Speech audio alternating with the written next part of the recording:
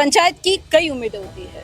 कुछ सपने होते हैं जो सड़क से शुरू होकर स्कूल की घंटी, स्वच्छ पानी और इलाज की बेहतर सुविधाओं की उम्मीद तक पहुंचते हैं। क्योंकि पंचायत सिर्फ एक सरकारी इकाई नहीं है, पंचायत एक भरोसा है, एक विश्वास कि हमारी बातें भी सुनी जाएंगी, हमसे किए वादे भी निभाए जाएंगे। बीबीसी राजस्थान लाया है एक नई सीरीज आपकी पंचायत, जहां हम गांव की पगडंडियों पर जाएंगे, गांव-गांव जाकर जानेंगे, समझेंगे और दिखाएंगे कि क्या किए गए वो सारे वादे वाकई में पूरे हुए या नहीं। क्योंकि आपकी पंचायत सिर्फ एक शो नहीं, ये बीबीसी राजस्थान की एक जिम्मेदार कोशिश है उन चुनावी वादों की जमीनी हकीकत को दिखाने की, जिनकी सच्चाई आज गांव के चौपालों पर, खेत की मेड़ों पर और लोगों की जुबान पर है। कहीं पानी की लाइनें तो बिछी, लेकिन कहीं आज भी महिलाएं बर्तन लेकर मीलों चलती है। कहीं स्कूल तो बन गए लेकिन टीचर्स नहीं आए। कहीं सड़क तो बन गई लेकिन गांव का विकास बहुत पीछे छूट गया। तो कहीं गांव के लोगों ने खुद अपने दम पर बदलाव की बुनियाद रखी। हम हर पंचायत में जाएंगे, जनता की सुनेंगे, जनप्रतिनिधियों, नेताओं से सवाल करेंगे कि क्या सही हुआ, क्या अधूरा रह गया और क्यों। साथ ही उन जनप्रतिनिधियों की सफल कहानियों को भी जानने की कोशिश करेंगे जिन्होंने विकास के अपने संकल्प को पूरा किया, और हम जानेंगे कि उन्होंने क्या अलग किया और कैसे। क्योंकि ये कहानी सिर्फ सरकार की नहीं है, ये कहानी है आपके पंचायत की, और हम लाएंगे आपके पंचायत की असली तस्वीर। क्योंकि हम हैं बीबीसी राजस्थान, जनता की आवाज, जनता का विश्वास। तो चलिए शुरू करते हैं आज का सफर आपके साथ, आपकी पंचायत के बीच। मैं हूं मेघा और चलते हैं आज नई पंचायत की ओर, जहां एक नई कहानी कर रही है हमारा इंतजार। बीबीसी राजस्थान की टीम आज पहुंची है बांसवाड़ा की कुंडला खुर्द पंचायत में। हमारे साथ कुछ लोग जुड़े हुए हैं, आज उनसे जानते हैं कुंडला खुर्द की जमीनी हकीकत। क्या नाम है सर आपका? हीर जी, आप बताइए कि यहाँ पर इस पंचायत में चुनावों से पहले क्या हालत रहती है और चुनावों के बाद में क्या हालत रहती है? चुनाव के बाद में मतलब जो नेता कोई जीते तो सही हालत रहती, कोई सरपंच आने, कोई मेंबर आने। अभी तो वहाँ थोड़ी समस्या है। नेता, अच्छा, कोई अच्छा नेता जीते तो चेंजेस आ सकते हैं, बदलाव आता है। क्या बदलाव जो गांव के लोग जो है, आप सभी लोगों के मन में क्या चीज है कि हमारे गांव में, हमारी पंचायत में ये चीज जो है ये बदलनी चाहिए चुनाव के बाद? क्या खास समस्या आपको लगती है? समस्या तो है तो करी काई। हाँ, मतलब समस्या तो वहाँ कहते पाई जाने, मतलब गाँव મળે कि नहीं મળता है, कहते मतलब हाँ कहते पेंशन મળતી थी कि रोकाई गई है, एम थाई रही है। आज भी जो एक बुनियादी समस्याएं हैं, गेहूं की, राशन की, सरकार की योजनाओं के तहत जो पेंशन मिलती है, उससे आज भी अगर ग्रामीण जूझ रहे हैं, तो मुझे लगता है कहीं ना कहीं परिवर्तन की बहुत गुंजाइश है। कुछ युवा वर्ग भी यहाँ पर है, आप बता सकते हैं कि इसके अलावा क्या पंचायत में, जिस सोच के साथ एक पंचायत होती है, क्या आम जन की, ग्रामीणों की सुनवाई, समस्याओं की सुनवाई वहाँ के जनप्रतिनिधि, नेता करते हैं या नहीं? मैम, जो पहले आते हैं, चुनाव के पहले आते हैं, जो बड़े बड़े वादे कर जाते हैं, फिर बाद में मतलब कुछ भी नहीं, जो बन जाते हैं सरपंच, फिर किसी मतलब व्यक्ति की कोई सुनवाई नहीं करते हैं। तो इसलिए मतलब कि जो वादे करते हैं वो ना तो पूरे होते हैं, कुछ भी नहीं होता। जो आते हैं बड़े बड़े कुछ पैसों के लिए बिक जाती है, मतलब हमारी आदिवासी लोग तो कुछ भी नहीं, ना तो किसी का कच्चे मकान है, किसी के जो है वो पक्के हैं, मतलब मकान भी नहीं आते। जो हेडपम्प आए थे वो भी मतलब वापस चले गए, ऐसा कुछ भी नहीं होता है। ओके, अभी आपने कहा कि पैसों के लिए बिक जाते हैं, तो यहाँ पर ये जानना चाहेंगे कि पंचायत चुनाव में क्या नेता पैसों के लिए बिकते हैं या फिर वोटर्स? और भी कुछ लोग हमारे साथ में हैं। आपका नाम क्या है सर? साजिद, आप बताइए कि इस पंचायत की क्या समस्याएं जो हैं जिनको सुलझाना बहुत जरूरी है? ऐसे लोग आते हैं, जीत जाते हैं, उसके बाद में वापस पलट के देखते नहीं है गाँव की क्या हालत है, पानी की कोई कमी है कि मतलब सड़कों की कमी है, कोई आते ही नहीं वापस जीतने के बाद में। कहा तो तय था चिरागा हर एक घर के लिए, कहा चिराग मयस्सर नहीं पूरे शहर के लिए। कहा चुनाव के पहले इतनी बड़ी बड़ी वादे, इतने बड़े बड़े जुमले कहे जाते हैं कि ये बदलाव हो जाएगा, ये बदलाव हो जाएगा, लेकिन चुनाव के बाद में जब आम जन से बात की जाती है, ग्रामीणों से बात की जाती है, तो पता चलता है कि नेता चुनाव के बाद वापस ही नहीं आते हैं। तो कहाँ है नेताजी? क्या नाम है सर आपका? रितेश नाम है। रितेश जी, आपके हिसाब से क्या ऐसी चीजें एक पंचायत में अभी भी एग्जिस्ट कर रही है इतने सालों बाद में भी, जिसको बदलना बहुत ज्यादा जरूरी है, जो कि एक छोटी सी बेसिक सी प्रॉब्लम भी हो सकती है? आपके हिसाब से कौन सी प्रॉब्लम सबसे ज्यादा बड़ी है? सबसे ज्यादा प्रॉब्लम मैडम 3 आती है।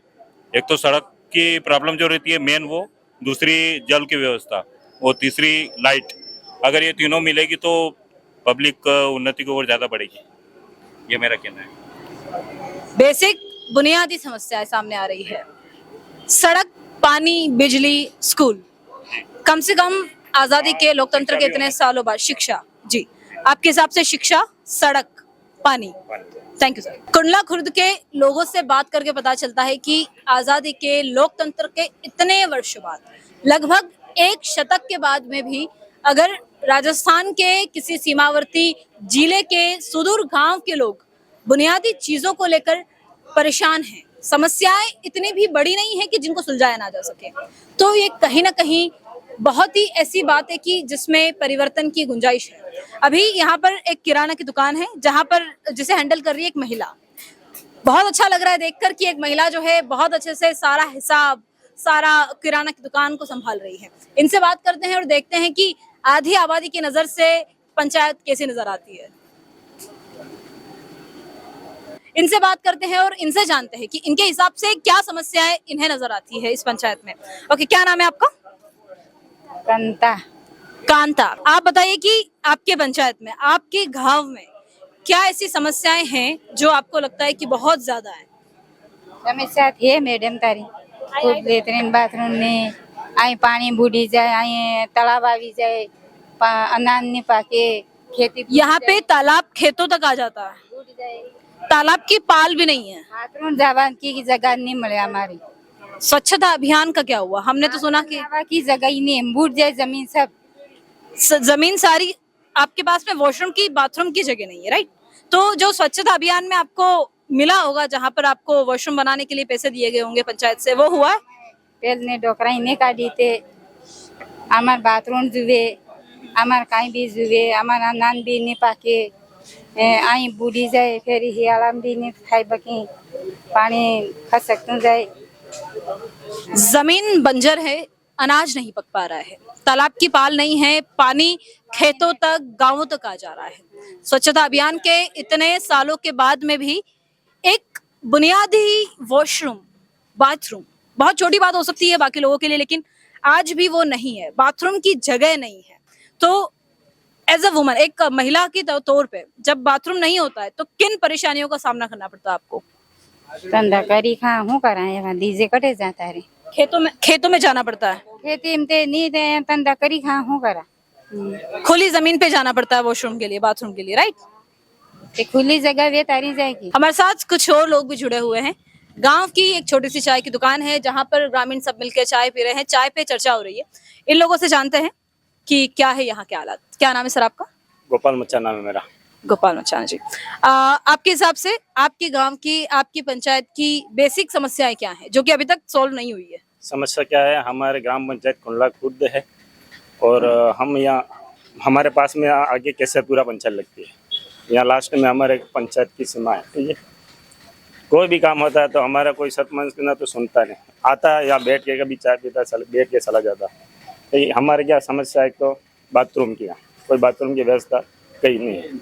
आपको भी पता है, आप यहाँ आए तो कहीं बाथरूम जा रहे कहाँ जाओगे? कहीं नहीं, ना तो रोड की समस्या है और ना कहीं पानी की। बहुत समस्या तो बहुत है, लेकिन बताए किसको? सरपंच को बोलते हैं तो वो तो मानता है ही नहीं कई बात। ये समस्या हमारे पानी की और रोड की व्यवस्था। पहली बात तो हमारे बाथरूम की व्यवस्था। तो गांव में सार्वजनिक बाथरूम नहीं है, ये कहना चाह रहे हैं आप? घरों में भी नहीं है? घरों में भी नहीं है कहीं। आप गाँव तो ये जो स्वच्छता अभियान के तहत जो एक मुहिम चली थी कि हर घर तक वॉशरूम, बाथरूम पहुंचना चाहिए, कहीं भी नहीं, लोगों को इसका क्या कारण है कि क्या पंचायत से जो योजना चली थी वो धरातल पे आई नहीं?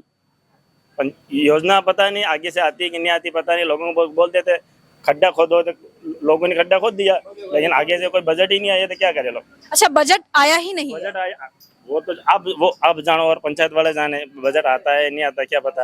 लेकिन बाथरूम बना, किसी ने बना दिया बाथरूम, कोई तो कह रहा किसी के पानी की व्यवस्था नहीं, बाथरूम क्या करेगा? आम नागरिक जब अपना नेता चुनता है तब वो सोचता है कि सरकारी योजनाओं का जो क्रियान्वयन है, जो धरातल पे उन योजनाओं को लाने का काम है, वो मेरा जनप्रतिनिधि करेगा, वो मेरा नेता जिसे मैंने चुना है अपने मतदान के अधिकार से, वो कर लेगा।